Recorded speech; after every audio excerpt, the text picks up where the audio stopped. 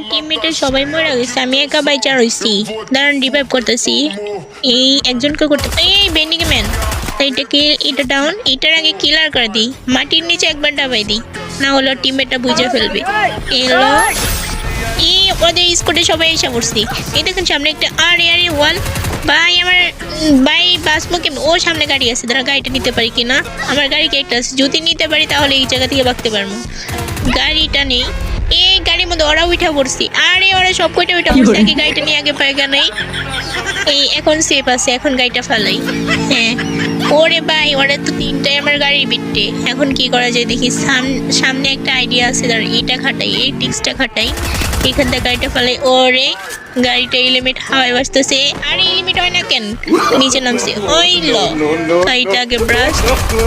এই লো এখন কেমন লাগে? হ্যাঁ